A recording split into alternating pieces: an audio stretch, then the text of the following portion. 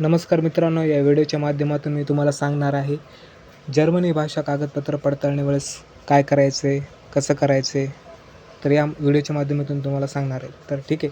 तर त्यांच्या थ्रू काहीतरी आपल्याला उमेदवारांसाठी सूचना आलेल्या आहेत. त्या सूचना मी तुम्हाला वाचून दाखवणार आहे आणि काही समजावून देखील सांगणार आहे. ठीक आहे.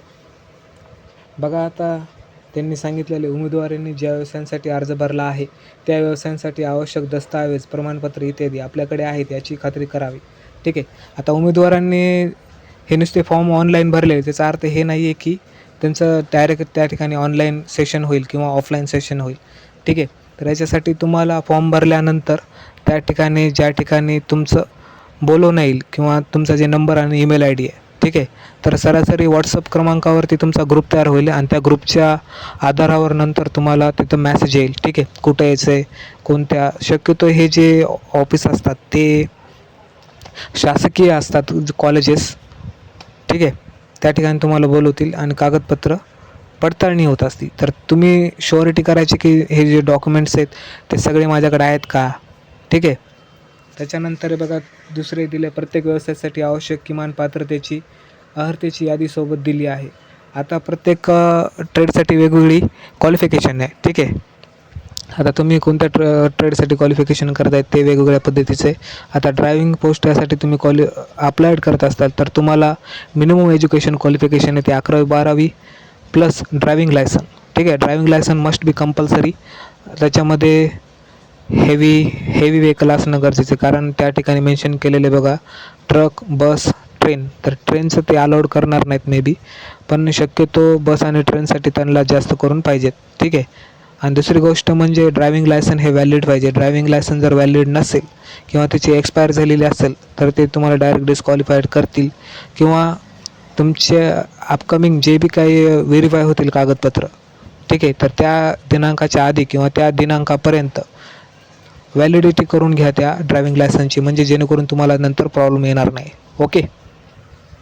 बघा पुढे बघा, उमेदवार ज्या व्यवसायासाठी पात्र ठरतो व ज्या व्यवसायासाठी अर्ज केला आहे त्या व्यवसायांचा प्राधान्यक्रम ठरवून ठेवावा. म्हणजे आता तुम्ही वेगवेगळे ट्रेड आहेत, वेगवेगळे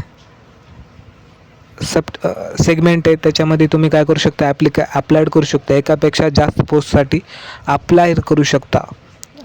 ठीक आहे. एखादा क्राफ्ट्समन आहे, आता क्राफ्ट्समनमध्ये वेगवेगळे क्राफ्ट्समन येतात, जसं की ITIमध्ये फिटर आहे, वेल्डर आहे, ठीक आहे, इलेक्ट्रिशियन आहे, वायरमॅन आहे, असे वेगवेगळे क्राफ्ट्समन त्यामध्ये येतात.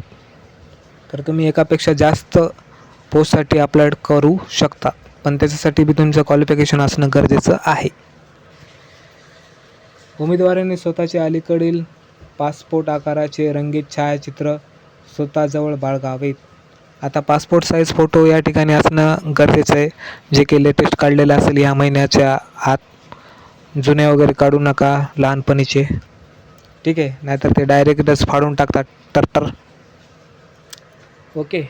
त्याच्यानंतर उमेदवारांनी सर्व अर्हता प्रमाणपत्र व इतर दस्तऐवजांच्या मूळ प्रतींसह प्रत्येकी एक छायांकित प्रत सोबत बाळगावी. आता तुम्ही जे ओरिजिनल डॉक्युमेंट्स घेऊन जाणार आहेत, ठीक आहे, तर त्या सगळ्या डॉक्युमेंटची काय करायची, तुम्हाला झेरॉक्स पण काढायचे. आता झेरॉक्स किती काढायचे हा प्रश्न निर्माण होऊ शकतो या ठिकाणी. तर आता तुम्ही प्रत्येक ट्रेडसाठी वेगवेगळं अप्लायड करणार असाल तर मिनिमम त्या ठिकाणी जेवढे तुम्ही ट्रेडला अप्लायड करणार आहेत तेवढे सेट तुमच्याकडे असायला पाहिजे, कारण वेगवेगळ्या पथकाचे वेगवेगळी व्हेरिफिकेशन असते. बरोबर. एका पदासाठी असेल तर एक सेट घेऊन गेला तरी चालेल, काही हरकत नाही. परंतु जर तुम्ही एकापेक्षा जास्त पोस्टसाठी अप्लायड करत असाल तर त्या पोस्टच्या हिशोबानंच आपल्याला काय करावं लागेल, वेगवेगळे डॉक्युमेंट्स ठेवावं लागतील. ठीक आहे. तर अशा पद्धतीने तुमच्याकडे झेरॉक्स सेट असणं गरजेचं आहे.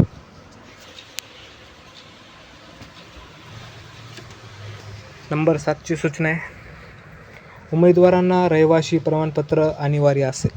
आता एवढे डॉक्युमेंट वगैरे आपण बघितले, परंतु हे डोमासाईल किंवा महाराष्ट्राचा रहिवासी असणं या ठिकाणी अत्यंत गरजेचं आहे. फक्त ही जी योजना आहे ती फक्त आणि फक्त महाराष्ट्रातल्याच रहिवासी लोकांकरिता, इतर कोणत्याही नाही. ज्या उमेदवारांजवळ चालक परवाना असेल त्यांनी त्याचे छायाप्रत दोन्ही बाजू सोबत बाळगावी. तर ड्रायव्हिंग लायसन असणं इसेन्शियल आहे, परंतु हे कोणासाठी जे की ड्रायव्हर पोस्टसाठी अप्लाय करतील ह्याच लोकांसाठी आहे. ठीक आहे, कंपल्सरी नाही आहे. जर तुम्ही ड्रायव्हिंग लायसनसाठी अप्लाय करत असाल ड्रायव्हर पोस्टसाठी तर हे ड्रायव्हिंग लायसन असणं इसेन्शियल आहे.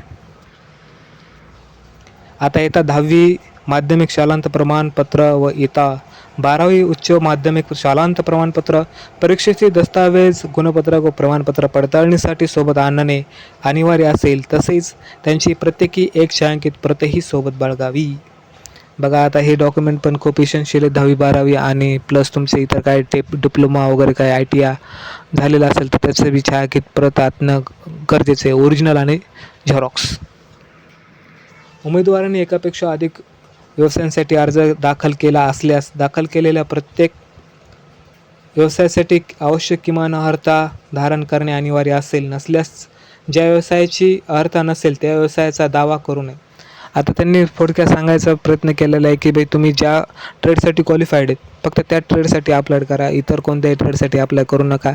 तुमचं जे एज्युकेशन क्वालिफिकेशन झालेलं आहे त्याच्या अनुषंगानेच तुम्ही काय करा, अप्लाय करा. आता एखादा मेडिकल सायन्सचा विद्यार्थी आहे ते एक ड्रायव्हर पोस्टसाठी कशाला अप्लाय करेल, हे का नाही. ते जरी केला तर डिस्क्वालिफाईड होणार, किंवा ड्रायव्हरवाल्याने मेडिकलमध्ये हेल्थकेअरमध्ये अप्लाय केल्यानंतर ते बी काय होणार, डिस्क्वालिफाईड होणार. याचा अर्थ हे की थोडक्यात तुम्ही जे शिक्षण घेतले त्याच्या अनुषंगाने तुम्ही त्या ट्रेडला अप्लाय करा.